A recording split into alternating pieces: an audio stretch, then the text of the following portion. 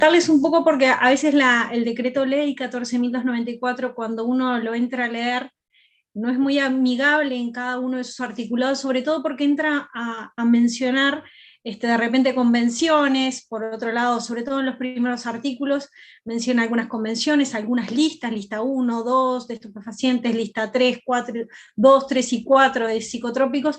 Entonces, es bueno conocer de qué están hablando para poder entender toda lo que es la reglamentación de todo lo que son las sustancias controladas, los psicofármacos, estupefacientes y los precursores químicos, que es bastante densa y vasta toda la normativa que tienen este tipo de productos. En cuanto a lo que es el marco internacional, Uruguay es signatario de 3 convenciones que las mencionan en el decreto ley 14.294, y no solo es signatario, sino que las ha incorporado a su legislación. La primera es la Convención Única del 61 sobre estupefacientes, que fue incorporada por el decreto ley 14.222. De esta ley se establecen las normas a nivel internacional de estupefacientes, y de esta ley se anexa lo que es la lista amarilla, que es la lista de estupefacientes. Ahora vamos a ver la definición de estupefacientes, qué es lo que se considera como un estupefaciente, y vamos a ver un poco la lista. Esta lista amarilla a su vez tiene 4 listas, por eso cuando ustedes están leyendo el decreto ley 14.294 habla de las listas 1, 2 de la Convención del 61. Ahora vamos a explicar un poquito más de qué se trata eso. La otra convención de la cual Uruguay es signatario es el Convenio sobre Sustancias Psicotrópicas de 1971.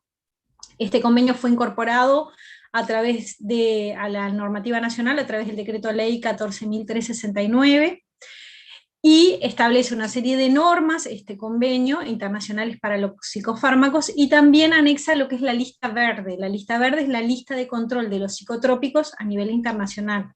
Es una lista que a su vez tiene 4 listas, por eso también en el decreto ley 14.294 habla, sobre todo en los primeros artículos, de las listas 2, 3 y 4 de la Convención del 71. Ahora vamos a ver un poquito de qué se trata eso y por qué tienen distintas listas cada una de las listas. Y por último, la Convención del 88, no sé si estuvieron hablando de la ley 17.016, pero la ley 17.000 incorpora prácticamente toda esta convención. Esta convención fue incorporada a través de la ley 16.579, y acá se definen lo que son los precursores y productos químicos, que ahora vamos a ver de qué se tratan, y anexa la lista roja. La lista roja, que en realidad es rosada, tiene 2 cuadros, el cuadro 1 donde están los precursores, y el cuadro 2 donde están todos los productos químicos que son de control internacional. Si hablamos de definiciones de lo que es un estupefaciente, en el primer artículo de la Convención del 61 establece que se entiende por estupefaciente cualquiera de las sustancias de las listas 1 y 2, ya sean naturales o sintéticas. Y por lista 1, 2, 3 y 4 se entienden las listas de estupefacientes o preparados que se anexan a la presente convención, a la Convención del 61. Pero también en el mismo artículo la Convención establece que estas listas no son fijas, no son estáticas, sino que a través del artículo 3 establece cómo se van a modificar las listas, cómo se van a incorporar sustancias en estas listas, cómo podemos decir que una sustancia pasa a la categoría de estupefaciente, o por qué una sustancia cambia de la lista 1, la 2, la 3 o la 4. Todo eso está reglamentado en las convenciones. No solo para los países estas listas son obligatorias porque forman parte de una convención que es norma para todos los países que son signatarios, sino que en el caso de Uruguay, que también integra el Mercosur, a través del decreto 244 de 2003, que incorpora la resolución GMC 70, establece la definición de estupefaciente que toma la misma de la convención. Estupefaciente es toda sustancia natural o sintética que se encuentra incluida en las listas 1 y 2 de la Convención del 61, y su protocolo modificativo. Esta convención tuvo una modificación en el año 72. Además, lo que dice el decreto 244 es que además se puede considerar estupefaciente no solo los de nivel internacional, sino los que cada estado pueda incorporar a nivel nacional. Y ahora vamos a ver que nosotros podemos tener en las listas de psicofármacos estupefacientes, los de control internacional, que son comunes a todos los países, pero a su vez cada país puede incorporar o puede adicionar controles. Lo de la convención es como un requisito mínimo, pero vos podés adicionar controles a las distintas sustancias que integran las listas. También en la definición de estupefacientes se habla de lo que son los preparados, ¿no? Que lo que dice la convención es que no solo se controla la sustancia, digamos la materia prima, por decirlo de alguna manera, sino también se establece que los preparados estarán sujetos a las mismas medidas de fiscalización que se establecen en las convenciones que las materias primas, y en el artículo 1 define el preparado como una mezcla sólida o líquida que contenga un estupefaciente. Por ejemplo, si hablamos que en la lista 1 tenemos a la morfina como un estupefaciente, no solo le aplican las medidas de control a la morfina, a la materia prima que tenemos morfina, sino a los comprimidos de morfina o a las ampollas de morfina. Cualquier preparado, cualquier forma en la que se encuentre presente la sustancia, le aplican los mismos, las mismas normas de control internacional que están establecidas en la convención, y eso es lo que hace referencia en estos artículos. Bueno, ¿qué es un psicofármaco? El artículo 1 del convenio del 71 establece que se entiende por sustancia psicotrópica cualquier sustancia natural o sintética de cualquier material de las listas 1, 2, 3 y 4. ¿tá? Y después, por listas 1, 2, 3 y 4, se entienden las listas de psicotrópicos que se anexan al presente convenio. Es esa lista verde de psicofármacos, contiene 4 listas. ¿Por qué son 4? Porque tienen distintos niveles de control cada una de esas listas. Y también establece en el artículo 2 del convenio que estas listas no son estáticas y que pueden ser modificadas de acuerdo a lo que establece el artículo 2 del convenio, que ahora lo vamos a ver, cómo es que se pueden modificar o incorporar nuevas sustancias a las listas de psicofármacos. De nuevo, a nivel de Mercosur, nosotros tenemos el decreto 244 que internaliza la resolución GMC Mercosur 70 del 2000, que dice que psicofármaco es psicotrópico es cualquier sustancia natural o sintética, o cualquier material natural relacionado con las sustancias incluidas en las listas 1, 2, 3 y 4 del convenio 71. Además de las consideradas psicotrópicos por cada estado parte, que era lo que yo les decía. Las de control internacional son obligatorias, pero cada uno de los países puede incorporar, y ahora vamos a ver también cuál es el mecanismo para incorporar sustancias psicotrópicas a las listas de control. En las definiciones de psicofármacos del convenio del 71 también se definen los preparados, ¿no? El artículo 3 dice que todo preparado estará sujeto a las mismas medidas de fiscalización que la sustancia. Acá está hablando de lo mismo. No solo la materia prima es controlada, no solo el alprazolam es controlado como materia prima, sino que los comprimidos de alprazolam también van a tener las mismas medidas de fiscalización. Y lo que dice es que en el caso de que tengamos una asociación o una mezcla en un preparado, en un comprimido, que tenga más de un principio activo, las medidas aplicables van a ser las medidas de la sustancia que sea objeto de una fiscalización más rigurosa. Por ejemplo, nosotros tenemos que en las listas de psicotrópicos tenemos, bueno, la 1 son las que prácticamente no tienen usos médicos, pero a partir de la 2, 3 y 4, en la 4 están las benzodiazepinas, y son las que tienen menos controles. La de la lista 2 tienen más controles, entonces si yo tengo un preparado con sustancias de la lista 2 y la 4, a ese preparado le van a aplicar las medidas de la 2, o sea, la más rigurosa que contenga. Y también en el artículo 1 hace una definición de lo que es el preparado, es toda solución o mezcla que contenga una o más sustancias psicotrópicas. De esto habla un poco cuando empiezan los primeros artículos, el decreto ley 14.294, hablando de convenios, de convenciones y de listas. Y como recién decíamos, en el artículo 3 de la Convención del 61 y en el artículo 2 del convenio del 71, se establecen cuáles son las medidas que tiene a nivel internacional los países, las Naciones Unidas, para modificar estas listas, para incorporar sustancias, para trasladarlas de una lista a otra, para fortalecerle los controles. Esto se realiza a través de un organismo que es un comité de expertos que se encuentra en la órbita de la Organización Mundial de la Salud, que es el SDD, por sus siglas en inglés, que es el Comité de Expertos en Farmacodependencia. Este comité es el encargado de realizar una evaluación crítica de las distintas sustancias y de recomendar, y la evaluación tiene que ver mucho con el uso médico y científico, los potenciales de abuso, dependencia y posibles daños a la salud. En función de esta evaluación crítica que hace el comité, realiza recomendaciones a las Naciones Unidas. Y la incorporación, el pasaje, cualquier cambio en las listas de control internacional se da en un organismo de las Naciones Unidas, que es la Comisión de Estupefacientes, que está integrada por 53 miembros, son países que se deciden a nivel del Consejo Económico y Social, y esos 53 cambian cada 2 años, son los que pueden votar las recomendaciones de la OMS o pueden no votarlas y dejar las listas como están. La decisión final se toma a nivel de las Naciones Unidas, de las sustancias que tienen que ver con el control internacional, las sustancias que son estupefacientes o psicofármacos o precursores a nivel internacional. Es muy importante el comité de expertos en farmacodependencia. Es un comité que es seleccionado por la OMS, son expertos con reconocida experiencia, farmacólogos, químicos, toxicólogos, tienen que tener un carácter independiente, no representan a un país o a una agencia, son totalmente independientes. La OMS busca que en este comité lo integren personas que tengan una representación geográfica de todos los países, y también se busca una equidad de género, que haya un equilibrio de género en los integrantes del comité de expertos. En las reuniones que realicen anualmente, este comité pueden participar observadores como agencias de la ONU, en general la GIFE asiste, la OMS o algunos otros observadores que tengan interés sobre este tipo de sustancias.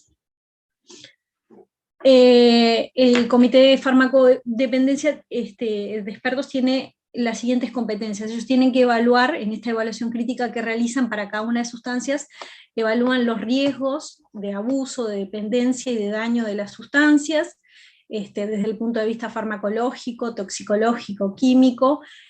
También evalúa la importancia del uso terapéutico, ¿no? Porque estas sustancias lo que se busca es que estén disponibles para fines médicos y científicos. Es muy importante el tipo de evidencia que ellos utilizan, toda la evidencia científica que ellos utilizan para realizar este tipo de análisis. Y luego de que realizan todo ello, ellos realizan la recomendación a la Comisión de Estupefacientes de incorporar o no la sustancia a la lista amarilla o a la verde, y a cuál de las 4 listas, ¿no? Porque ellos ya cuando dicen, hacen la recomendación de la incorporación a la lista, es también a cuál lista, porque de acuerdo a la lista son los controles que le van a aplicar. Para realizar toda la evaluación crítica, ellos tienen una guía, que es un documento que está publicado, que es la guía de la OMS sobre la revisión de sustancias de psicoactivas para el control internacional. Está todo protocolizado, el mecanismo por el cual ellos evalúan y recomiendan la incorporación de un psicofármaco o un estupefaciente a las listas. La información siempre tienen que basarse en datos científicos de calidad. Hay una revisión muy importante, si algunas veces ven un informe del comité de expertos, realmente van a ver que es impresionante toda la recopilación de publicaciones científicas que ellos revisan y evalúan. En muchos casos son revisiones de los mismos miembros de la comisión, del comité de expertos. También reciben datos o investigaciones o estudios clínicos de Estados miembros. En general el comité hace anualmente también un cuestionario a todos los países respecto del estatus o de la situación en el país de las sustancias que van a ser motivo de evaluación, objeto de evaluación en su próxima reunión. Toman información del sistema de alerta temprana de Naciones Unidas, del Centro Europeo de Seguimiento de Drogas, también del Uppsala Monitoring Center, que es el que estudia toda la parte de farmacovigilancia, de los efectos adversos de OMS, el Sistema Global de Vigilancia sobre medicamentos de mala calidad, de la parte de falsificados también. Ellos toman distintos evidencias, diferentes fuentes de información para poder realizar la información, la evaluación crítica y después las recomendaciones a Naciones Unidas de incorporación o no de sustancias. Y lo que busca las recomendaciones de este comité de expertos es garantizar que las sustancias estén disponibles, como yo les decía, para fines médicos y científicos. Siempre en las convenciones van a encontrar, dado el potencial de abuso de estas sustancias, de este tipo de medicamentos específicos, es eso. Ellos lo que buscan es que el medicamento y los controles que les apliquen buscan que estén disponibles y estén de fácil acceso y bajo todos los controles que requieren para garantizar que los países los tengan disponibles para fines médicos y científicos y prevenir los posibles daños que puedan ser causados por el abuso o la dependencia de estas sustancias. Y también buscan asegurar un nivel de control coherente de acuerdo al tipo de sustancia, de los posibles daños, y por eso es la recomendación en las distintas listas y los controles que le puedan aplicar. Bien, es importante lo último que dice, que los niveles de control internacional que son recomendados por el comité de la OMS para cada una de las sustancias es un requisito mínimo, y está después en la discrecionalidad de cada uno de los países aplicar niveles más estrictos de acuerdo a las características particulares. Si un país tiene más problemas con un determinado producto, puede aplicarle los controles de otra lista si considera que eso es lo más adecuado en su país. Y así que lo que dijimos es que, bueno, que las listas de estupefacientes, las listas de las sustancias que son psicotrópicas, requieren entonces, para tener un control internacional, ser recomendadas y evaluadas por el Comité de Expertos de OMS, y después ser aprobadas por la Comisión de Estupefacientes de Naciones Unidas. Y después tenemos a nivel del decreto, puse ley y es decreto ley, me va a corregir Andrea ahí, a nivel del decreto ley 14294, tenemos en los artículos 15 y 16, que establecen las medidas que aplican para la modificación de listas de psicofármacos y estupefacientes a control nacional. Y ahí dice que el Poder Ejecutivo, a través de un decreto, puede modificar o incorporar las listas a nivel nacional. Y nosotros tenemos casos de incorporación de sustancias, sobre todo hay muchos psicotrópicos que en el momento de evaluación del registro del medicamento, que tiene acción central, se considera importante que en la condición de venta sea venta bajo receta profesional, la receta de psicofármaco o la receta de estupefaciente, y pasa a control nacional, se incorpora en control nacional. O también tenemos casos en los cuales se ha modificado, por ejemplo, el metilfenidato, que es el principio activo de la ritalina, a nivel internacional está en la lista verde, en la de psicotrópicos en la lista 2. Sin embargo, nosotros a nivel nacional le sumamos un control, dada la sensibilidad, dado que es un producto que se indica en niños, que es una anfetamina, y que tiene una serie de efectos secundarios también, se lo pasó a la categoría de estupefaciente. Entonces, si bien nosotros a nivel de control internacional lo declaramos como un psicofármaco, que cumplimos con las convenciones, a nivel interno se comercializa y se dispensa en farmacia con la receta verde, la receta naranja, la de estupefaciente, que ahora la vamos a ver. Eso es una potestad que nos da la norma de poder aumentar el control dada la sensibilidad de un producto a nivel nacional. No sé si voy muy rápido, Andrea, o si se va entendiendo. Perfecto. Bueno, y siguiendo con el tema de qué es un psicofármaco, qué es un estupefaciente, los controles y las listas, todo lo que hablaba la 14.294, y estas convenciones, en estas convenciones lo que se establece básicamente es un sistema internacional de fiscalización. Muchos de esos controles que están establecidos en las convenciones están incorporados en la 14.294 y en la 17.016 en lo que tiene que ver con los precursores. Estos controles que establece la convención en este paraguas, en este sistema internacional de fiscalización, establece que los países, para estas sustancias y para garantizar que estén disponibles para los fines médicos y científicos, tienen que pedir cupos. Cada país tiene que pedir un cupo país, que son las estimaciones anuales, que es lo que el país va a necesitar de esa sustancia, la cantidad de, no sé, en la lista 1 de estupefacientes tenemos a la morfina, tenemos muchos opioides, medicación anestésica, entonces el país hace una evaluación de cuáles son las necesidades que tiene el país de esas sustancias, y le pide un cupo anual a Naciones Unidas. En el formulario, un formulario especial, hay un mecanismo estadístico para pedir el cupo. En el caso de estupefacientes, ellos aceptan el sistema estadístico, el histórico, en el cual uno toma los últimos 3 años de importaciones y le anexa un 10%, y ahí más o menos tiene como el consumo histórico. Ese es el mecanismo que Uruguay utiliza. Cuando pide el cupo hay que declarar cuál es el mecanismo por el cual estamos haciendo las estimaciones. Otro de los mecanismos para estimar las cantidades que necesita el país es a través de, esto es como cultura general, es conociendo todo lo que dispensan las farmacias, ¿no? Todo lo que se consume a nivel de instituciones, de lo que dispensa, las recetas que dispensan las farmacias, tanto a nivel institucional como en las farmacias comunitarias, y con toda esa información tendríamos un dato real. Es muy difícil conseguir esa información, hoy por hoy Uruguay es imposible acceder, dado que no está informatizada esa información.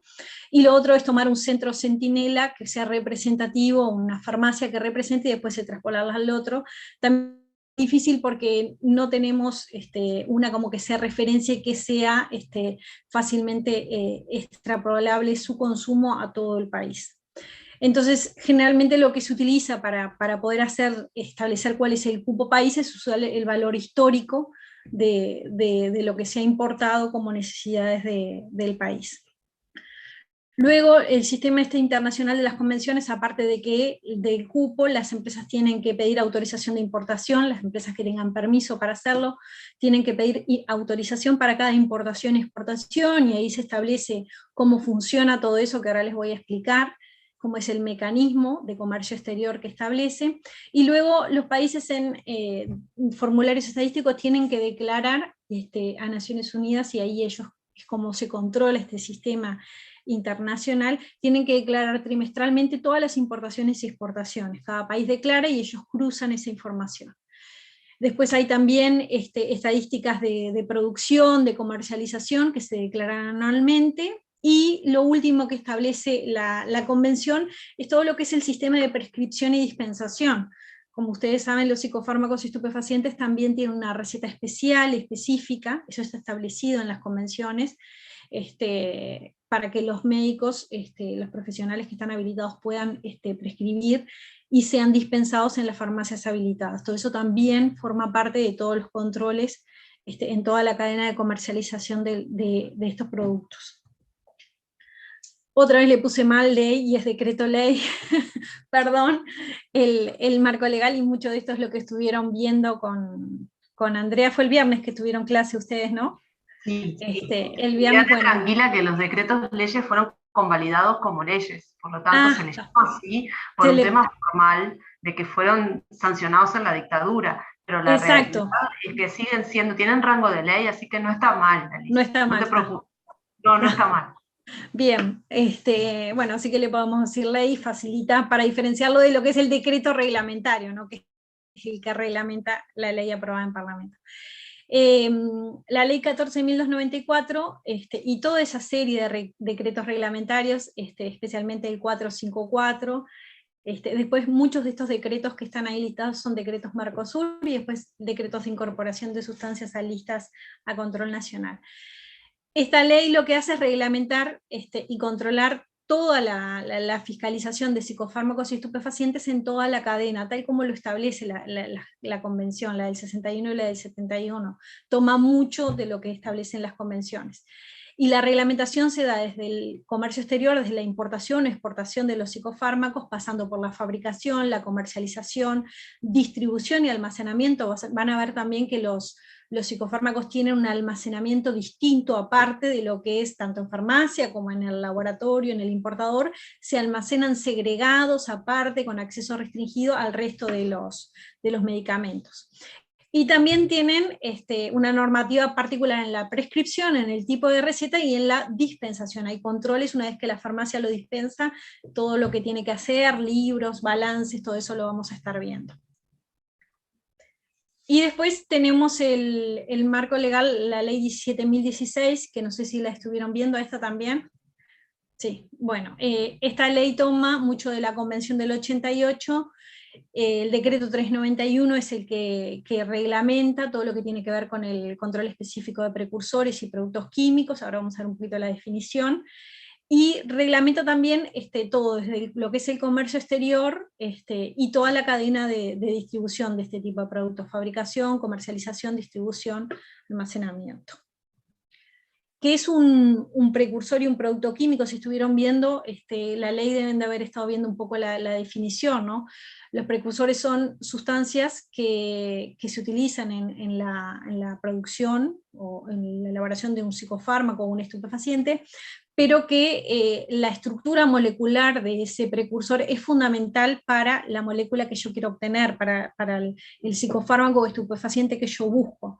En el caso, por ejemplo, y es bien característico, incluso lo he visto que lo nombran en muchísimas películas, está la efedrina, la pseudoefedrina, y también la fenilpropanolamina la utilizan para la síntesis de las metanfetaminas. Es fundamental que consigan la efedrina o la pseudoefedrina para poder sintetizar, y la estructura molecular de esta sustancia se incorpora en la estructura de la metanfetamina. Ergotamina y ergometrina también son dos sustancias que son precursoras derivados de los sintéticos del LSD, muchos NBOM, necesitan de una estructura similar, ahora cada vez están apareciendo más, pero clásicamente se utilizaban la ergotamina y la ergometrina para la síntesis de esos derivados. Y después están los productos químicos, donde tenemos solventes, reactivos, ácidos, bases, catalizadores, que intervienen en algún paso del proceso de síntesis, y aquí es un clásico el proceso de extracción del clorhidrato de cocaína, ¿no? que son extracciones ácido-base, hay un proceso de oxidación donde el permanganato de potasio es muy importante, pero en todo ese proceso intervienen distintos solventes como la acetona, el éter, la metiletilcetona, se utilizan ácidos como el clorhídrico o el sulfúrico, y también utilizan bases, el hidróxido de sodio, el hidróxido de potasio, en algunos casos también el amoníaco es muy utilizado. Entonces es una lista de solventes que, si bien todos estos productos tienen usos lícitos, industriales, científicos, los utilizan en los laboratorios, también son pasibles de ser desviados para la elaboración de drogas, entonces tienen como controles especiales para prevenir justamente que sean desviados. Volviendo a la ley 14.294 y todo lo que tiene que ver con los controles de psicofármacos y estupefacientes, comienza incluso en la misma ley, habla de todo lo que tiene que ver con el comercio exterior, ¿no? Todos esos controles que yo les decía que también provienen de la convención, ¿no? En la convención del 61 y el 71 están muy fuertes.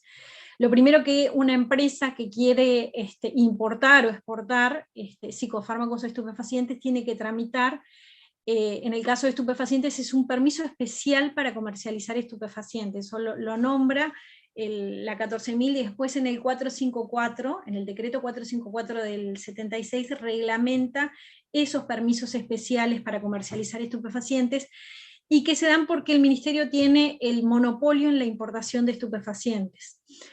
Y ese monopolio después se reglamenta a través de un contrato que hace con la empresa importadora de estupefacientes, con un depósito en bonos de garantía. Entonces la empresa lo que tiene que comenzar cuando quiere importar morfina, fentanilo, aparte de las habilitaciones correspondientes en medicamentos o las áreas que les correspondan, es tramitar este permiso especial para comercializar estupefacientes.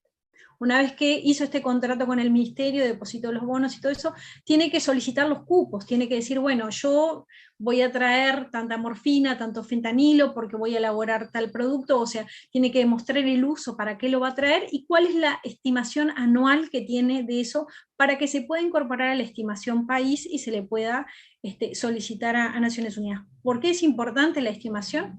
Porque cada país, cuando va a exportar a otro país, tiene que verificar que ese país tenga cupo, tenga autorizada esa estimación por Naciones Unidas, si no, no le puede exportar. Entonces es muy importante que la cuota, el cupo país, sea bien administrado y que estén todas las solicitudes correspondientes para evitarnos problemas a futuro. Una vez que tiene el permiso y tiene el cupo, entonces la empresa sí puede empezar a operar con el comercio exterior, y yo ahora les voy a explicar un poquito de qué se trata esta solicitud de autorización de importación y exportación que forma parte del sistema y que está bien detallado, ni en la 14.294 habla de las solicitudes o de los permisos, pero sí está bien detallado en la convención. El artículo 31 de la convención hace como un detalle bien importante de cómo funciona este sistema internacional de fiscalización, que yo se los muestro así en un breve esquemita. Habla de un país importador y un país exportador. Queremos hacer una operación de comercio exterior, así que tenemos uno de cada lado. Cada uno tiene su autoridad nacional competente, que es quien puede o quien está inscrito ante Naciones Unidas como la autoridad del país para realizar este tipo de autorizaciones y administrar los cupos país de estas sustancias. Y está la empresa importadora que ya tramitó su permiso, que ya tiene cupo, y que lo que hace es solicitar una autorización de importación. Y así arranca este esquema de comercio exterior. Si la empresa, la autoridad verifica que está habilitada, que tiene permiso, que tiene cupo, cumple con todo, entonces pide una autorización. Es un formato que está establecido en la convención de cómo tiene que ser, las características, todo lo que tiene que tener la información, incluso están los plazos, cuánto plazo de vigencia tiene, que son 120 días para la importación y 90 días para la exportación. Toda esa información está establecida en las convenciones, cuáles son las características de la autorización de importación que puede emitir cada autoridad. ¿Por qué es importante esta autorización? Porque la empresa exportadora, en el país exportador, tiene que presentarse ante su autoridad nacional competente, solicitarle la exportación, pero le tiene que anexar la autorización de importación del otro país, ese documento que emitió ese otro país con todas las características establecidas en la convención, los tiene que anexar. En función de que la autoridad nacional del país exportador corrobora que toda esta información es correcta y que todo eso está bien, emite una autorización de exportación y la mercadería se puede embarcar. Entre las cosas que chequea la autoridad exportadora es eso, que la autoridad nacional del país importador tenga los cupos, que tenga las cuotas al día vigentes, si no, no puede autorizar la exportación. Esto es muy importante que la información coincida, y por eso se chequean tanto las autorizaciones de un lado y del otro, porque ambos después, cada 3 meses, tienen que declararle a Naciones Unidas, en esos formularios estadísticos, qué importaron y qué exportaron cada uno. Y esta información la cruza a Naciones Unidas, y si no te manda informes de discrepancias al país, a mí no me coincide lo que me está declarando Suiza que tú trajiste de Suiza, y ahí es donde se empiezan a armar como los desórdenes que a veces hay a nivel de comercio exterior. Entonces justamente ellos lo hacen para proteger el comercio exterior de todas estas sustancias y garantizar que los países cuenten con las cantidades que necesitan para ellas. Esto está todo muy detallado a nivel de lo que es la convención. Esos son, bueno, los formularios que yo les decía. Para estupefacientes son los formularios en los que hay que declarar todo lo que es comercio exterior. Hay un formulario anual y el de cupo, y para estupefacientes, ¿no? Son los distintos formularios estadísticos que los países declaran. Algo menciona en la ley 14.294 que el país tiene que declarar, habla de la cuota también del cupo, y hace referencia a todo esto que está más detallado a nivel de la convención. Luego de la parte de reglamentación de todo lo que es comercio exterior, a nivel de la ley 14.294, se habla de todos los controles que hay como en la cadena de comercialización, ¿no? Desde que importan la materia prima, empieza a fabricar el laboratorio, el producto terminado, todo lo que es la distribución, la comercialización y el almacenamiento de estos productos. Y para esto lo que se realizan son instancias de inspección a nivel nacional. Nosotros tenemos un decreto que internaliza una resolución Mercosur, que es el decreto 230 del 2017, que establece los requisitos mínimos de inspección a los establecimientos que trabajan con productos controlados, ¿no? Y ahí hay una serie de requisitos que verifican los inspectores cada vez que van a un laboratorio, una distribuidora, para controlar tiene mucho que ver con, las inspecciones tienen mucho que ver con, se llama inspecciones procesos. Lo que se hace es el control de las materias primas, el tema del almacenamiento, como yo les decía, siempre este tipo de productos en las distintas instancias tienen que estar segregados del resto de los productos, tienen que estar bajo llave, controlado, tiene que haber inventarios, listados de inventarios, se hacen controles también en las pesadas, después en todo el proceso, en las órdenes de producción, se controlan los rendimientos, las mermas de todos este tipo de productos, y es toda una fiscalización que está establecida y una serie de requisitos que fija esa norma Mercosur a nivel de lo que es la parte de fabricación y distribución, básicamente.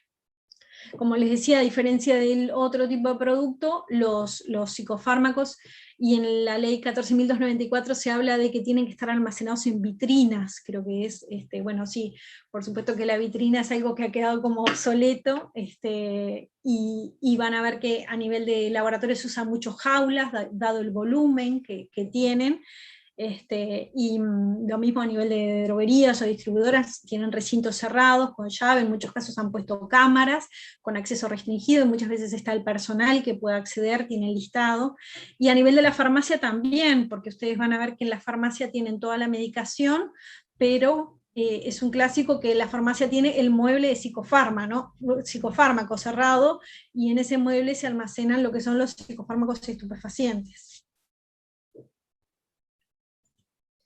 Y después hay controles, como yo les decía, en todo lo que es la distribución, las droguerías, las farmacias de quinta categoría, y la farmacia de primera, ¿no? A nivel de lo que es la farmacia de primera y de segunda categoría, tenemos controles en la dispensación de todos los psicofármacos estupefacientes con estas recetas particulares que tienen, que son las recetas oficiales, que son las recetas que ahora vamos a estar viendo, que son verdes y celestes para psicofármacos, o amarillas y naranjas para estupefacientes.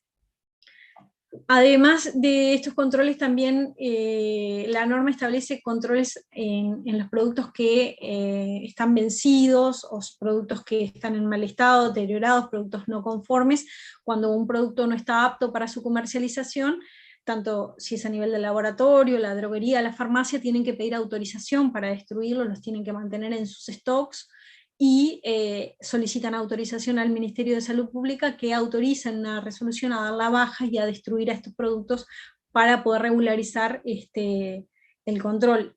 Recuerden que en toda la cadena de comercialización, desde el importador hasta la farmacia, todos deben llevar mensualmente un balance, un control, un inventario, cuando les toque desempeñarse como directores técnicos, tanto si es en un laboratorio como si es en una farmacia, van a tener que mensualmente llevar un inventario de cuál es a cada mes, ¿no? Cuál es el stock inicial, cuáles fueron las entradas, las salidas y el saldo que tengo de cada uno de ellos. Es como un balance mensual que tienen que realizar para verificar que, bueno, que todas las cantidades coinciden. En el caso de los productos que están para destruir, que son no conformes, están vencidos, tienen que pedir autorización para poder darle la baja de ese balance a los productos y poder pasarlos a destrucción. Y por último, en todo lo que reglamenta la ley y los decretos, tenemos lo que es la prescripción y dispensación, ¿no? Que es como el último eslabón de la cadena. Y ahí en la prescripción aparecen lo que son los recetarios, ¿no? Las recetas oficiales, que yo les decía que también están en las convenciones internacionales, están mencionadas, y que se regula todo lo que es la prescripción y la dispensación, para garantizar que el uso sea siempre el uso médico y prevenir posibles abusos por las características particulares de este tipo de producto. Además, en el decreto 244, también del 2003, que internaliza la resolución GMC del Mercosur, también hay una definición de la receta oficial de productos controlados, y dice que la receta oficial es un documento oficial destinado a la prescripción de sustancias o medicamentos estupefacientes o sustancias psicotrópicas, y medicamentos que los contienen con un valor específico de la receta oficial que utiliza para cada uno de estos productos. Bueno, a nivel de la reglamentación nacional, esto lo habrán visto, el artículo 5 del decreto ley ya menciona el tema de las recetas con las cuales habrá que dispensar estos productos. Y después tenemos el artículo 67 y 95 del decreto 454 del 76, donde se habla de las recetas especiales de psicofármacos y estupefacientes. En el decreto 537 del 78 se amplía lo que dice lo que establece el artículo 95 del 454 del 76, y se establece que los médicos, los profesionales médicos, bueno, en realidad los profesionales que están habilitados a recetar son los médicos, odontólogos o veterinarios. Eso es bien importante también decirlo, son los tres que tienen habilitación para poder prescribir y solicitar recetas en el ministerio. Este decreto del 537 del 78 lo que establece es que los profesionales habilitados a prescribir deben solicitar los recetarios oficiales en el Ministerio de Salud Pública. Después tenemos una serie de decretos que establecen el tema de características particulares de los recetarios, el decreto 593 del 87 y el 615 del 991 establecen el uso de la receta triplicada. La receta de estupefaciente es una receta que es triplicada y autocopiante. La receta de psicofármaco es una receta simple de una sola vía. Sin embargo, la receta de estupefaciente tiene 3 vías, tiene una vía original y una recetario como un comprobante de control de él. Esas vías original y copia son las que el médico entrega al paciente para que pueda retirar la medicación en la farmacia. Y después el decreto 423 del 99 establece a nivel de los recetarios que tienen uso público, ¿no? Los recetarios de uso público tienen un color particular, tenemos los recetarios celestes para psicofármacos y los recetarios amarillos para estupefacientes. Bueno, como les decía, todo el control en la prescripción de estos recetarios se da porque los profesionales solicitan, hay todo un mecanismo por el cual, es un mecanismo web, por el cual ellos solicitan los recetarios en el ministerio. La cantidad de recetarios está acorde a la especialidad del médico, no es lo mismo el uso de psicofármacos que tiene un psiquiatra que el uso que pueda tener un cardiólogo, ¿no? Entonces, de acuerdo a la especialidad y a las necesidades, se autorizan las cantidades de recetarios para cada uno de ellos. Es importante que cada recetario tiene un control que permite una trazabilidad del mismo, cada uno viene con una serie, un número correlativo, y tiene impreso el número de caja profesional, aparte de unas medidas de seguridad que tienen en la impresión. Eso permite que el ministerio también tenga como una trazabilidad de la cantidad de recetarios y el número de receta de que le entregó a cada uno de los médicos. Como les decía recién, los recetarios de psicofármacos para uso privado son de color verde, y los de estupefaciente para uso privado son naranja, y los recetarios de uso público para psicofármacos son celestes, y los recetarios de estupefacientes para uso público son de color amarillo. Y eso acá los vemos, el verde no se ve muy verde, pero es verde. Si ven arriba dice serie y número, la serie N3 y el número, esa es la numeración, cada uno tiene una numeración correlativa, y en la parte de abajo el código barra lee la serie, el número del recetario, y lee también el número de caja profesional. En la parte de abajo está tachado, pero es CP, ahí es donde está escrito impreso el número de caja profesional del médico. Se imprime a demanda del médico y para cada uno de ellos de acuerdo a su especialidad. Los celestes es igual, lo único que es de uso público. Y después están las recetas de estupefaciente, que como les decía vienen 3 vías, cada receta son 3 vías, original, copia, y después la copia que le queda al médico en la libreta, que es de color blanco.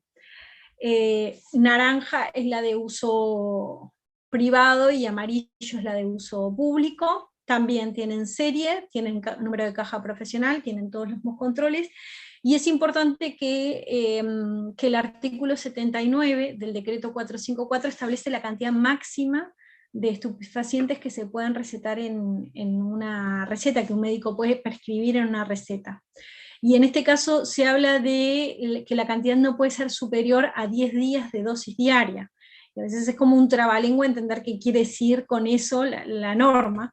Y básicamente lo que quiere decir es que si el médico le indicó al paciente, no sé, 2 ampollas de morfina por día, esto le doy con la morfina, pero no sé, meperidina, fentanilo, no importa, si le indicó 2 ampollas por día, entonces quiere decir que lo máximo que puede recetar en una receta de estupefacientes serían 20 ampollas, porque es la indicación máximo para 10 días. Eso es lo que establece la norma en el artículo 79. No es como en el caso de psicofármacos, que es por unidad. En este caso es la indicación para 10 días. Bueno, y por último, luego de la prescripción viene lo que es la dispensación a nivel de las farmacias, y eso sí les toca en algún momento la dirección técnica de una farmacia. Es importante porque van a ver que en el caso de psicofármacos y estupefacientes, bueno, hay un control bastante más estricto, que deben llegar, no solo tienen libros, sino que tienen que hacer balances. Como yo les decía, en la farmacia los psicofármacos están en un mueble, que le llaman normalmente el mueble de psicofármacos, está segregado, está aparte del resto de la medicación, y la farmacia, luego de las dispensaciones, tiene que asentar en lo que se llama el libro recetario. Tenemos 3 tipos de libros a nivel de la farmacia, donde llevamos el control de estos productos. El libro recetario es un libro negro, que la farmacia cada vez que realiza una dispensación de un psicofármaco o también de un estupefaciente, debe asentar en el libro negro el nombre del médico, el tipo de, la medicación que dispensó, la fecha y la cédula del paciente. Todo eso lleva un número correlativo, ordena y eso lo almacena. En el caso de los estupefacientes, no solo tienen que asentar la receta en el libro recetario, sino que tienen 2 controles extra. El primer control se da cuando la farmacia quiere comprar estupefacientes. No es, los psicofármacos, la farmacia puede directamente comprar al laboratorio o puede comprar en la droguería, en la farmacia de quinta, y simplemente es un acuerdo comercial. Pero en el caso de los estupefacientes, para poder comprar un estupefaciente, ustedes van a necesitar lo que se llama vales de adquisición de estupefacientes. Hay una libreta específica de vales que tiene 2 vías, la farmacia llena una vía con el estupefaciente que quiere comprar, la cantidad de estupefacientes, los datos generales de la farmacia, y lo firma el director técnico. Esa la envía al laboratorio al cual le quiere comprar el estupefaciente, y el director técnico del laboratorio completa la segunda vía de ese estupefaciente. Una vez que esa operación se completó y esos controles se dieron con la libreta de vales, recién ahí el laboratorio puede venderle el estupefaciente a la farmacia. Y después la farmacia tiene un tercer libro, que es el libro de movimiento de estupefacientes, donde en cada hoja tiene un área de compras, de lo que adquiere, los ingresos de estupefacientes de la farmacia, y otra de todo lo que son las salidas. En el área de la parte de compras del libro se registra qué fue lo que adquirió, ¿no? Entonces ahí ponen la fecha, el número de vale de adquisición con el que compraron el estupefaciente y los estupefacientes que compraron. Y llevan un stock, ¿no? El saldo que les va quedando de acuerdo a las compras y lo que tenían en stock. Y después en la misma hoja, en la parte de salidas, van a registrar las recetas de estupefacientes que fueron dispensando, ¿no? Entonces van haciendo como en cada hoja, en ese libro, un balance para cada producto, se lleva una hoja por morfina, otra hoja por fentanilo, otra hoja por... Es diferencial, y se va llevando como en el mismo libro un balance para cada producto. No sé si se entiende, es más fácil verlo. No sé si llegaron a verlo, Andrea, eso. Sí, lo vimos, sí. ¿Vieron? Patricia lo explicó la clase pasada, específicamente todo el tema de los vales y eso, pero nosotros nos gusta este tema, nos gusta también que vos plantees los temas de nuevo, porque primero que tenés otra manera de plantearlos, y segundo que son temas sumamente complejos, y entonces está bueno ver que los vean 2 veces. ¿Viste? No, Y Ta, no, no, no, no, dale, así que dale, seguí, adelante. no, era importante porque es bueno visualizarlo al libro, ¿no? Que el libro en cada hoja se va llevando un control hoja por hoja. El libro de estupefacientes simplemente se listan y se asientan todas las recetas. Pero en el libro de estupefacientes, que es un libro grande, en cada hoja va un producto, morfina, fentanilo, meperidina, metadona, el que corresponda, y tiene dos partes, tiene una parte que es entradas, otra parte que es salidas, y después el saldo, ¿no? En la parte de entradas ustedes van asentando cada vez que tengan un vale de adquisición de una compra, el número de vale, el producto y la cantidad.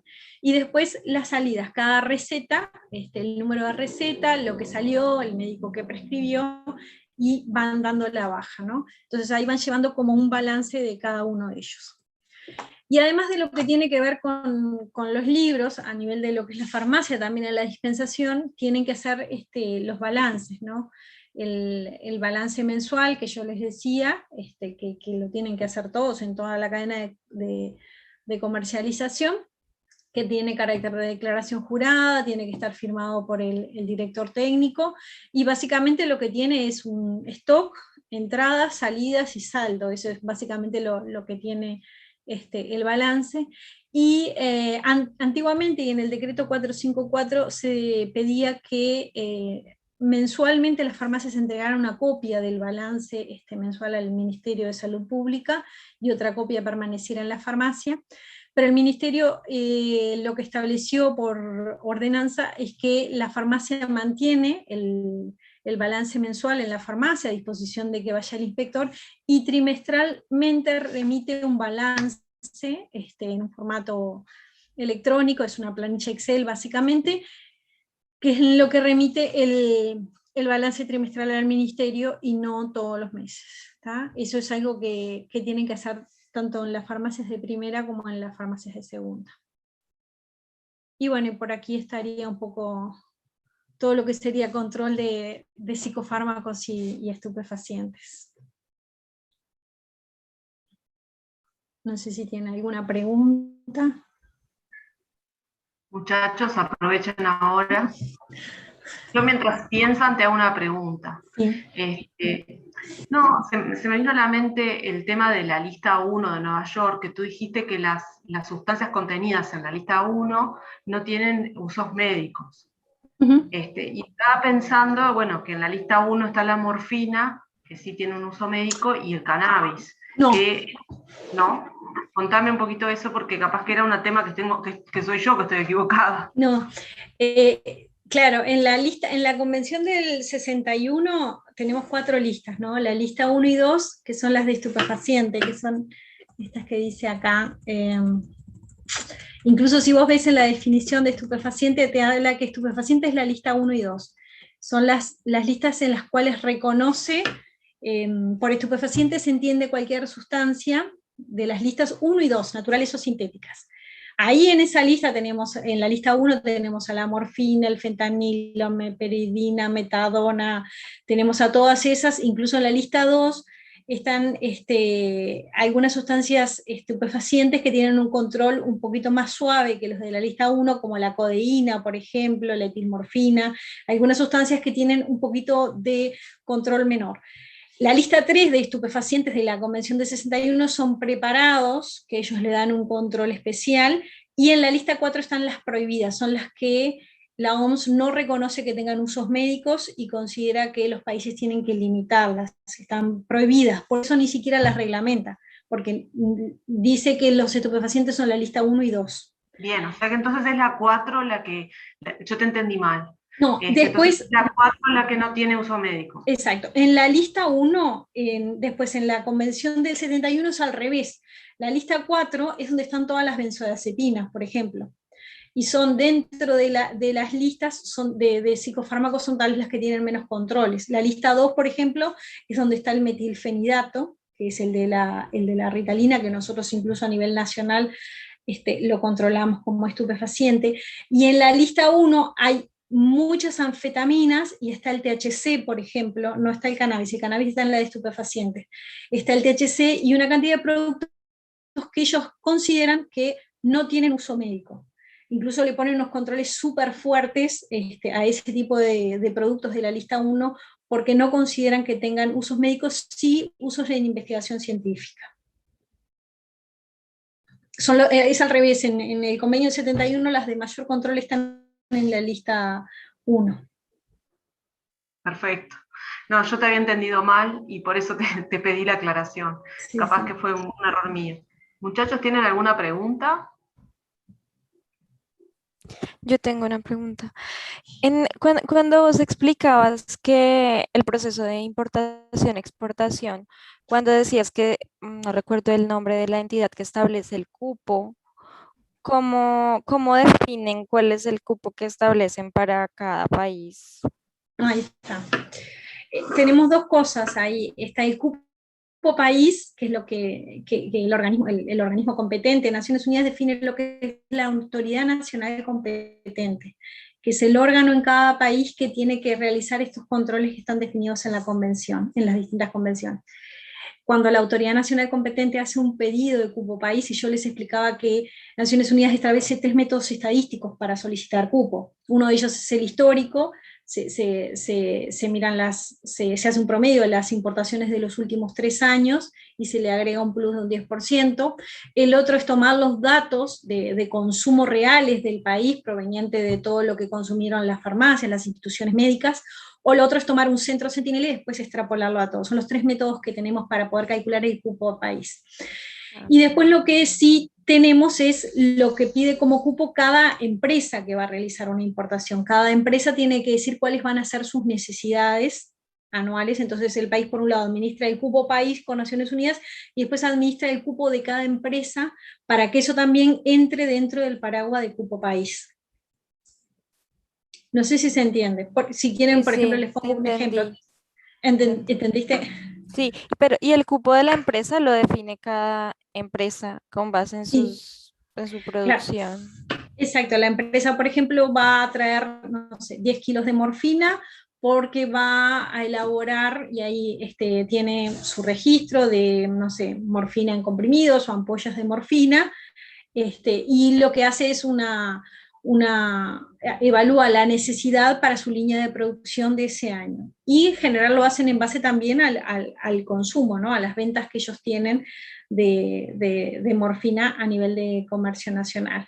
Entonces ellos en función de eso establecen, nosotros siempre chequeamos, o la autoridad competente chequea también el histórico, ¿no? Esa empresa cuánto más o menos fabricó, en el caso de que si un día siempre te pide 10 kilos y al año siguiente te viene con 100 kilos, se le hace una consulta de por qué está pidiendo un cupo más grande, que presente una justificación. Y puede ser que la empresa te diga, no, porque ahora yo voy a elaborar comprimidos de morfina, pero también voy a hacer ampollas, voy a anexar esta otra línea y le voy a exportar a tal otro país. Entonces, siempre que esté justificado y esté dentro del paraguas, se pueden modificar los cupos también.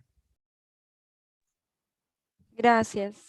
Alicia, también es importante explicarles que tienen plazos las empresas para manifestar el cupo que necesitan. Tampoco es una cuestión que yo puedo plantearme en cualquier momento del año solicitarle cupo al ministerio.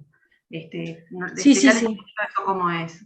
Sí, eso está establecido en las convenciones, ¿no? Es algo que antes del 30 de junio todos los países tienen que pedir los cupos país. Entonces, acá se establece que hasta marzo las empresas entran a mandar sus solicitudes de cupo para que, bueno, la autoridad nacional competente pueda hacer todos los procesamientos y todas esas evaluaciones estadísticas y pueda llegar en tiempo y forma a solicitar el cupo país. En el caso de estupefaciente hay que esperar a que te lo aprueben al cupo, se reúnen creo que es en septiembre y a partir de octubre te aprueban el cupo para el año siguiente, hay una comisión específica que es la que hace las evaluaciones de cupo a nivel de Naciones Unidas, que se encarga específicamente de las evaluaciones de cupos o de estimaciones anuales de los países. Y después ustedes como autoridad sanitaria, entiendo que informan cómo va manejándose ese cupo anual, ¿no? En esos informes trimestrales que hacen. Sí. Por eso se hacen informes trimestrales y informes anuales, sí. Vale. Hay toda una base estadística muy importante en los controles que llevan estos. Y a nivel de la empresa también, cada vez que la empresa solicita una importación, se le va descontando de su cupo, ¿no? Incluso el ministerio, cuando hace como una resolución para cada importación, dice: esta empresa tiene tanto cupo, ya usó tanto, le queda tanto. Entonces se viene ya como haciendo una contabilización paso a paso de cada uno de los cupos. ¿Qué pasa, Alicia, si un año el país no respeta los cupos? Me parece importante que los técnicos sean conscientes de qué pasa en ese caso. Bueno, sí. La solicitud de cupo la hace un director técnico, que es un químico farmacéutico, y acá tenemos a todos los futuros químicos farmacéuticos que van a salir promovidos este año, así que ellos van a ser los responsables de comunicarle a la autoridad sanitaria. ¿Y qué pasa cuando esto no se hace en tiempo y forma? ¿Qué le pasa al país? ¿Qué le pasa a la empresa? Bueno, si la empresa se olvidó de solicitar cupos, en general no pasa. La plaza nuestra es bastante chica y bastante controlada, pero bueno, si tiene, por ejemplo, una oportunidad de negocio o quiere ampliar una línea, y como el cupo se pide de un año para el otro, al 30 de junio se pide el cupo para el año siguiente. Entonces, al año siguiente, si ella no tenía cupo, no lo había pedido, lo que hay que hacer es solicitar una ampliación de cupo. Es un trámite que se hace ante Naciones Unidas, pero es un trámite que tiene a veces una demora, porque es cuando esa comisión se reúne, analiza la situación, tiene que estar justificada, la persona va a tener que presentar, bueno, tengo una nueva línea de producción, tengo este registro que me aprobaron para esta línea, este nuevo producto, entonces necesito ampliar mi cupo porque y todo eso hay que mandarlo para justificar esa ampliación de cupo. No es algo que es automático, lo mejor es hacer los planes, sobre todo en este tipo de productos, hacer los planes de negocio con la debida anticipación, sobre todo si van a ampliar las líneas, o si van a ampliar el comercio exterior, las importaciones y las exportaciones, porque bueno, es un trámite que después demora, y hasta que no tenemos la autorización de ampliación de cupo no se puede comenzar con nada de esto. Bien, y en el caso de los países, si el país no respeta el cupo o si el país no solicita el cupo, no sé, por ejemplo, hubo un caso bastante sonado con Canadá y cannabis, por ejemplo, Canadá justamente tuvo problemas en la exportación de cannabis a raíz de no respetar el cupo anual que tenía de producción. Contanos un poquito cómo funciona eso, qué poder de fiscalización tiene la JIFE, cuáles son las sanciones que puede tener el país y qué consecuencias puede tener el país frente a una situación de ese tipo. Bueno, como yo les decía, cuando en el esquemita que vimos acá a ver, en este esquemita, cuando el país importador emite la autorización de importación y la empresa la empresa exportadora, el país exportador chequea que, por ejemplo, si nosotros le vamos a enviar a Canadá, Canadá emitió una autorización de importación, yo, previo a autorizarle a Canadá esa exportación, independientemente que ellos hayan emitido una autorización de importación, tengo que chequear si tiene cupo. Naciones Unidas publica en su página los cupos país de las sustancias. En ese caso en particular, Canadá no tenía cupo, entonces no se le podía exportar, y es una de las cosas que establece el artículo 31. Para poder exportar, yo tengo que tener la autorización de importación y que el país tenga cupo. Y bueno, y en esos casos, el motivo por el cual no tienen cupo puede ser por distintas razones, pero puede ser porque las convenciones también establecen, hay un articulado de sanciones por incumplimiento a las normas de la convención, establecen una serie de pasos. Naciones Unidas es un órgano político que también tiene una serie de instancias de diálogo, por supuesto, con los países, en los cuales se dialoga y se buscan las explicaciones de por qué no se están cumpliendo con alguna de estas cosas. Están los plazos y los tiempos para responder por vía de las cancillerías, y bueno, y todos esos modos. También ellos tienen un sistema de inspección, en los cuales Naciones Unidas envía técnicos a los países a verificar el cumplimiento de las normas, ¿no? De las convenciones de las cuales son signatarios, y hacen informes y dan plazos para levantar, como cualquier otra inspección que te pueda venir, bueno, verifican que estés cumpliendo las distintas normas, hacen como auditorías, y bueno, y en el caso que hayan incumplimientos hay plazos para ir levantando y dar explicaciones, ¿no? Pero se maneja mucho más toda esa parte de sanciones y incumplimientos, se maneja mucho más a nivel de las cancillerías. Buenísimo, Alicia. La verdad es que excelente como siempre, súper clara. No sé si los muchachos tienen alguna otra pregunta. Yo te pregunto así para darte la oportunidad de plantear algún punto que no haya quedado claro, o bueno, o que les des más detalles, porque es la oportunidad para que ellos lo vean de primera mano. Sí, yo Además, encantada. vos, durante muchos años eras quien eras responsable de esos cupos, entonces, ¿quién mejor que vos para explicarnos cómo funcionan y bueno, y en definitiva la responsabilidad que tiene la autoridad sanitaria al ser un poco el fiscalizador nacional, bueno, y controlador del tránsito de estupefacientes y psicofármacos en el país? Sí, Yo, sí. antes de terminar, quería preguntarte algo más relacionado con precursores y productos químicos, que bueno, los controles nosotros no los vimos del todo porque no nos ha dado el tiempo, pero simplemente si podés explicarles un poquito más en qué consiste esta normativa, cuál es la finalidad que tiene esta normativa de precursores, y sobre todo, ¿cuál es el alcance? Porque a mí me han consultado ex estudiantes preocupados un poco por el alcance que tiene de alguna manera esta fiscalización. Nosotros hemos visto que se fiscaliza todo producto que pueda tener contenido de alguna manera un precursor, y a veces son productos que a la vista parecen inocuos, pero que terminan siendo fiscalizados y, bueno, y formando parte de estos controles. Yo qué sé, por ejemplo, me consultaron por colonias de bebé o ¿me entendés lo que te quiero decir?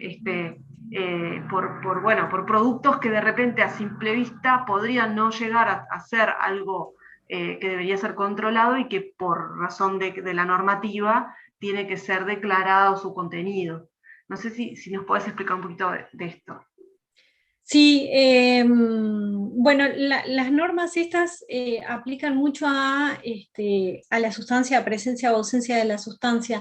Nunca te hablan de cantidad o de concentración de la sustancia. Puede ser que la sustancia esté en un 1%, pero como está presente en el preparado, ya lo consideran, viste, con la definición de preparado te dice cualquier mezcla sólida o líquida que contenga la sustancia, ¿no? de las listas.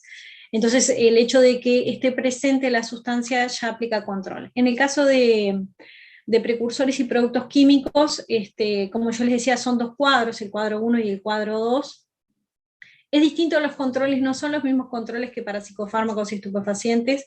En la Convención del 88 aplica prácticamente el artículo 12 y 13, que es lo que después trae la 17.016 y el decreto 391, y ahí establecen controles en todo lo que es la importación y la exportación. Hay todo un control en lo que es el comercio exterior, también similar a los cuadritos estos, lo único que suman un mecanismo interno que es el Pre-Export Notification. El PEN Online es un sistema de Naciones Unidas en la que cada país, la autoridad competente, tiene que notificar previo a exportarle a otro, y el otro tiene que aceptar. Si no lo acepta, no puede exportar.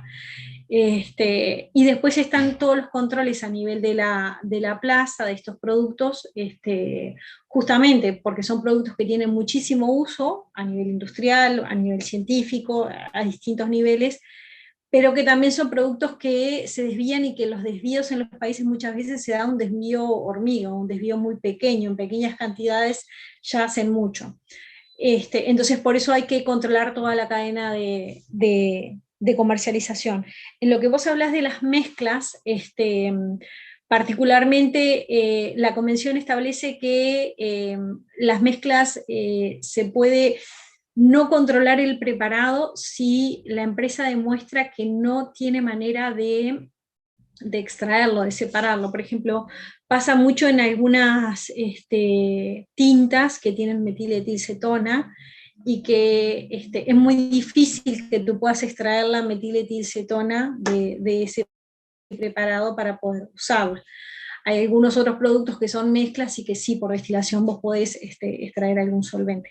Entonces, por eso las mezclas se controlan de diferente grado, y en los últimos decretos, yo no los tengo acá, pero sí los pueden encontrar en la página del MCP. En los últimos decretos ya se establecían controles a las mezclas, sobre todo en el caso de alcohol, que estuviera presente en una concentración mayor, creo que era el 90%, después listaba algunos de los solventes también, que estuviera en la mezcla en una proporción mayor al 40%. Esas son algunas de las cosas que se regulaban a nivel nacional como para modificar los controles en el caso de mezclas, porque sí es difícil controlar un producto que está en un 1, un 2%, y hay varios productos, sobre todo en la industria de las pinturas, hay muchísimos solventes que están en bajísimas cantidades y que no tiene mucho sentido controlarlos. No sé si ustedes los estuvieron viendo a esos decretos que establecen controles específicos sobre las mezclas. No nos dio el tiempo para eso, por eso quería por lo menos hacerles una mención. O sea, vos sabés que este curso es un curso que está limitado en el tiempo, lamentablemente, pero en esta edición del curso además tuvimos 4 clases menos.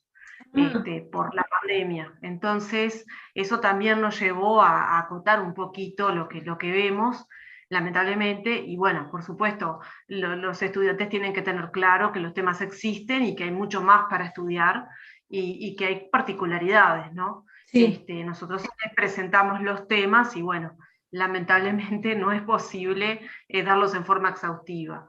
Por eso es que aproveché que estabas tú acá para, bueno, plantear un poco ese tema, porque he notado que hay mucha consulta entre los profesionales sobre cómo manejar los precursores, específicamente el tema mezclas, porque realmente, como bien decís tú, cuando se trata de productos puros, digo, no hay duda, digo, así sean pocas cantidades, está claro que el trasiego es fácil. El tema es cuando necesitas una destilación y bueno, pasa a no ser rentable destilar todo eso, o por lo menos parece a priori que no es rentable, capaz que lo es y capaz que eso responde a cuestiones internacionales que nosotros no conocemos y que nos parecen... como vos decís, en la norma te dice eso, muy vagamente, que tienes que demostrar que no sea fácilmente extraíble. Lo que se hizo fue ya en los últimos 3 años, en los últimos decretos de actualización de listas, ahí en la última parte se establecen controles específicos para las mezclas, se establece en los casos, por ejemplo, si tiene la mezcla, no sé, más de un 40% y marca los solventes que pueden ser, si es controlado o no. Menos de eso no se controla. Y es lógico, cuando recién salió la normativa faltaba un poquito más de especificidad. Incluso en el alcohol, el que vos decís, se busca que se controle el alcohol y no que se controle las bebidas alcohólicas o los perfumes o ese tipo de productos que no aporta, o el alcohol en gel o miles de productos. Por eso se fue en el caso de alcohol que estuviera mayor al 90%, sí. Claro, tiene más sentido. Sí. Y bueno, y después... Sí, perdón. Una consulta. ¿Y el alcohol utilizado, por ejemplo, en fabricación, o sea, el alcohol de limpieza que se usa en la industria farmacéutica, ese alcohol es fiscalizado? Sí, el alcohol es el 90%, sí. El que no es fiscalizado es el que se usa a nivel medicinal, el eucaliptado, que es al 70%. Ese que se utiliza mucho a nivel intrahospitalario, ese no es fiscalizado. Ok. Y una consulta más, aprovecho rápidamente. ¿Los cupos son acumulables? Por ejemplo, si yo un año tengo un cupo de poder traer 20 kilos de morfina, no lo usé, ¿el año siguiente puedo volver a pedir o tengo ese cupo cubierto? No, el cupo es anual, vence al año. Antes del 30 de junio del año anterior tiene que ser solicitado. Por ejemplo, antes del 30 de junio del 2021 se tuvieron que haber pedido los cupos para el 2022. Pero ese cupo va del 1 de enero del 2022 al 31 de diciembre del 2022. ¿Y si yo no uso la materia prima, por ejemplo? No importa. No importa, porque a la autoridad competente le tenés que volver a pedir para el año siguiente las estimaciones que tú tenés anuales. Por eso se llaman estimaciones anuales. Es lo que tú pensás para que ellos puedan pedirle la cuota del país a Naciones Unidas. Bien, gracias, profesora, muy amable. De nada. Bueno, muchachos, aprovechen que tenemos 10 minutos más de Alicia. En el caso de los precursores también está toda la parte de comercio exterior, que les decía eso, la importación, exportación. Y después está toda la cadena de comercialización y ellos tienen una especie de balance trimestral también que tienen que reportar trimestralmente con el balance, el balance con stock, entradas, salidas y saldo de precursores y productos químicos. Son básicamente los controles que tienen. Sí, Patricia les estuvo hablando de eso, incluso les dijo que había algunos comercios que nunca pensaron en su vida que fuera necesario tener un químico para hacerles los balances, y bueno, que han requerido, con las gomerías, creo que puso de ejemplo, que usan no sé qué producto, y bueno, hay algún otro por ahí, que obviamente quizás nunca lo habían pensado, y capaz las pinturerías también requieren, ¿no? Me imagino. Sí, barracas. Que de repente no tenían un químico farmacéutico en su momento y que a partir de esta normativa debieron incorporar al profesional para que les haga cada 3 meses esa declaración. O sea, aparte hay todo un procedimiento, hay que inscribirse en el Ministerio de Industria, ¿verdad? Y en el Ministerio de Salud Pública. O sea, hay todo un protocolo que seguir para inscribirse, para luego empezar a hacer esos balances que son online, por lo que entiendo, ¿no? Sí, sí, tienen que... La inscripción es en el Ministerio de Industria, la empresa tiene que estar inscripta en el Ministerio de Industria para trabajar con precursores y productos químicos, tiene que pedir cupo en el Ministerio de Salud también de estos productos, y después realiza la importación y exportación y hace balances. En el caso de sí, las barracas, todo lo que es a nivel del comercio, ellos tienen que hacer balances, tienen que llevar controles. En muchos países se ha restringido cuáles son, debido a todos los controles, cuáles son los comercios que comercializan finalmente este tipo de productos, ¿no? Y bueno, y son los que llevan adelante todos estos controles. Pero sí, en estas últimas modificaciones que se hicieron respecto a las mezclas, porque bueno, ya te digo, en la convención no era claro respecto a las mezclas, y lo que decía era eso, que no fuera fácilmente extraíble o destilable de alguna manera, que no se pudiera separar de la mezcla. Esta decisión, muchos países fueron tomando estas decisiones de utilizar porcentajes, y bueno, y acá también separa bastante, ¿no?, de lo que son los productos más concentrados que requieren mayor control de las mezclas o productos, sobre todo yo te decía, en el área de pinturas es muy común, tintas, los cartuchos de impresión, de tintas, hay todo un área ahí que trabajan con bastantes solventes y que no ameritaba para nada que fueran controlados o que tuvieran un químico, un balance, porque no son productos, aparte de donde vos fácilmente los puedas extraer a los solventes. Claro, sí, me imagino tratando de sacar un solvente de un cartucho de una impresora. Claro, y siempre en estos productos hay que pensar, bueno, ¿por qué se controlan, no? Sí, sí. Yo quiero una metiletilcetona porque me sirve en un proceso de extracción, de no sé, para obtención de algún psicofármaco o estupefaciente, y bueno, y si esa metiletilcetona no le puedo separar el color, después me va a teñir la cocaína de negro, de rosado, y no me sirve, entonces no cumple la función. Claro. Entonces no es práctico para nada, hay que tener un poco de visión. Es importante también que no solo industria participa en la parte de precursores y productos químicos, salud en lo que es comercio exterior y toda la parte de control de plaza, sino que también hay unos artículos y esto tiene que ver con un código de conducta voluntario también. Naciones Unidas le llama la cooperación público-privado, y hay algunos artículos del decreto 391 que hacen referencia a eso, que si la empresa en algún momento detecta una operación sospechosa, llámese que le compran grandes volúmenes de uno de estos productos, pagan contado, la empresa es desconocida, el tipo de envío viene en un taxi a levantarlo, o sea, hay una cantidad de indicios que pueden hacerlo sospechosos, tienen que notificarlo al Ministerio del Interior. Eso forma parte de la cooperación pública-privada, en la cual Naciones Unidas lo que busca es que las empresas cuiden su plaza, cuiden su mercado, de que se infiltren otro tipo de intereses. Y específicamente están esos artículos en el decreto 391 que apuntan a esa área de la cooperación público-privado. Muchos países han desarrollado los códigos de conducta, la responsabilidad social empresarial, ese tipo de cosas para controlar y para cuidar el mercado. Buenísimo, buenísimo. A ver, sí. Yo tengo una duda. No comprendí muy bien cómo es la solicitación de cupo inicial de las compañías. Entonces, si una compañía empieza ahora, tiene la autorización, recién tiene la autorización para fabricar o importar psicofármacos, ¿cómo es el proceso de autorización de cupo inicial? Ok. Para que voy para atrás.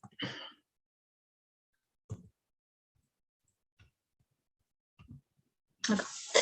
La empresa, en el caso específicamente de estupefacientes, una empresa después que tenga su habilitación o que corresponda a otras áreas, tiene que tramitarlo. Primero es un permiso especial para comercializar estupefacientes.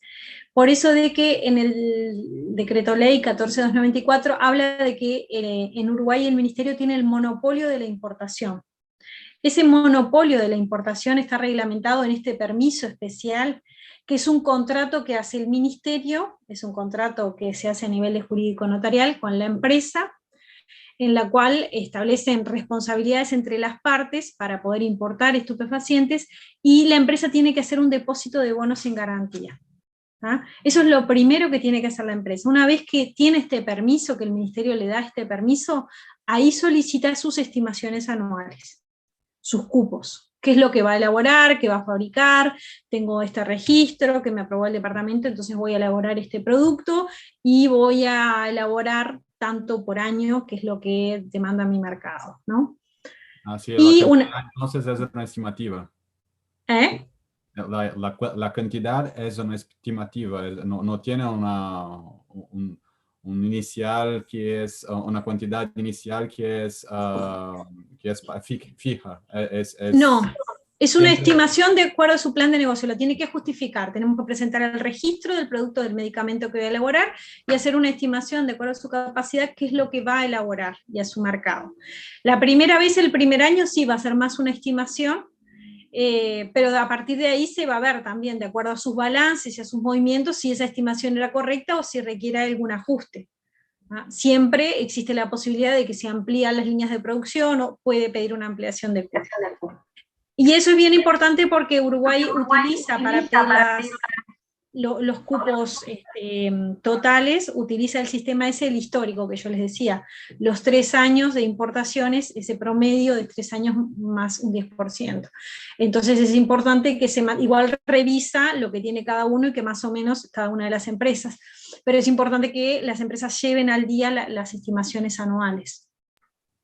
Perfecto. Además hay otra cosa, Douglas, y es que cuando uno en una empresa, ¿verdad?, adquiere estupefacientes para producir, también lleva los libros. Nosotros hablamos de los libros de las farmacias, pero no hablamos de los libros de los laboratorios. Los laboratorios también llevan libros. También tienen que documentar las compras y tienen que pasarlas a los libros, y cada vez que fabrican lotes, tienen que registrar la baja de la materia prima en ese libro. Entonces, es importante que tengan en cuenta esto, porque, bueno, ustedes hacen una importación, ¿verdad? Esa importación de ese estupefaciente va a entrar por el aeropuerto de Carrasco, ¿se acuerdan que lo habíamos visto? Y alguien del ministerio los va a acompañar para desaduanizar Sigue siendo así, Alicia, ¿verdad? Siguen yendo. Sí, excelente, me olvidé de ese detalle, está perfecto. Vos sabés que ahora que lo escuché a Douglas es de Brasil, te cuento, y nos ha contado muchísimas cosas muy interesantes de cómo manejan, está revalidando el título, entonces nos ha contado cómo manejan estos temas en Una Brasil. misa. Sí, sí, sí. Yo hacía la comunicación en una de las compañías que trabajé en Brasil, hacía la comunicación del libro entonces yo tengo un poquito de conocimiento sobre cómo es el libro, cómo son los balanzos y todo más. Claro. Sí, es que es más o menos en todos lados, es igual, como es una norma internacional, más o menos todos los países cumplen con eso. Lo que decía Andrea es verdad, por eso del monopolio, de la importación de los estupefacientes, aparte de ese permiso y ese contrato, cada vez que la empresa importa un estupefaciente, cada vez que llega la morfina, le tienen que avisar al ministerio. Van los inspectores acompañando al director técnico de la empresa al aeropuerto de Carrasco, que es la única posibilidad de ingreso que tiene, y ahí se elabora un acta en la cual se cuenta, se abre todo, se cuenta, se controla que realmente lo que ingresó es lo que se había autorizado en la autorización de importación, y se ingresa en el libro. El libro que llevan los laboratorios también es ese libro de estupefaciente, que cada hoja tiene una parte que es la entrada y otra parte que es la salida. La entrada en el laboratorio, en vez del vale, es la autorización de importación, es el número del certificado de autorización de importación, y ahí se ingresa la cantidad, y después las salidas que van a dar los laboratorios a las farmacias de esos estupefacientes van a ser los números de vale que comparten con las farmacias cuando los adquieren. A diferencia de la farmacia, que la entrada es el número de vale y la salida es la receta, en el laboratorio la entrada es la autorización de importación, este documento de comercio exterior, y la salida es el vale con el cual se lo vendió a la farmacia. Perfecto. Ahora se dan cuenta la trazabilidad que hay en esto, ¿no? O sea, todo está siendo totalmente controlado a nivel internacional, a nivel nacional y a nivel empresa. Entonces, y todo tiene que coincidir. Entonces, a tu pregunta, Douglas, obviamente el año 1, vamos a decir, de trabajo, va a ser una estimación, pero esa estimación tampoco puede ser una estimación sin un criterio real. Como decía Alicia, el criterio está dado por el registro que uno consiguió. Si uno tiene un registro en Uruguay y el mercado que tiene es el uruguayo solamente, no va a poder pedir una cantidad de materia prima para abastecer a Uruguay y Brasil. No lo hagas, Douglas, porque te van a decir que no. Para tú poder adquirir el cupo para tener dos países y un país monstruoso como Brasil, vas a tener que mostrar que tenés el registro en Brasil, de alguna manera, porque si no, no creo que nadie te dé ese cupo. Claro, y la capacidad... Claro, y la capacidad instalada, ¿no? Tu producción tiene que estar todo acorde como para que justificar, uno cuando pide un cupo tiene que justificar por qué está pidiendo eso, ¿no? Nosotros también, cuando le pedimos a Naciones Unidas, tenemos que decir el método que usamos, por qué lo usamos. Si pedimos ampliación, tenemos que justificar mucho esa ampliación de cupo. Acuérdense que en el caso de los cupos de estupefacientes, los otros cupos se comunican y ellos los aprueban, pero en el específico de estupefaciente, y así lo establece la convención, hay una comisión específica de estudiar los cupos de estupefacientes, de aprobarlos o rechazarlos. Los cupos de psicofármacos y de precursores se comunican y ellos los aprueban automáticamente. Siempre los estupefacientes de todos son los que tienen más controles. Impecable, gracias. No, de nada. Muy buena, buenísima explicación, sí. Bueno, me alegro. Las normas a veces no son muy amigables. Si uno lee la 14.294, ¿no? Cuesta a veces, porque menciona muchas de estas cosas que yo les decía, las listas, las convenciones, y trae una cantidad de cosas que si uno no lo ve con una lógica, a veces es difícil de comprender. Pero básicamente lo que quieren decir es que hay un control en toda la cadena de comercialización, y lo va relatando durante los distintos artículos. Bueno, Alicia, si no hay más preguntas, la verdad que excelente como siempre, te agradezco un montón. Bueno, un placer. Y bueno, me imagino que todos pudieron aprovechar la clase, y cualquier cosa que necesiten, bueno, pueden contar con Alicia para consultarla. Ahora Alicia está en medicamentos, no está más en sustancias controladas, pero estoy segura que si alguien tiene alguna, sigue estando en el Ministerio de Salud Pública. Muchas gracias por participar. Llamando de nuevo. Bueno, por favor, a las órdenes. Cualquier duda, incluso ustedes cuando se desempeñan a nivel, ya cuando están recibidos, se estén desempeñando también.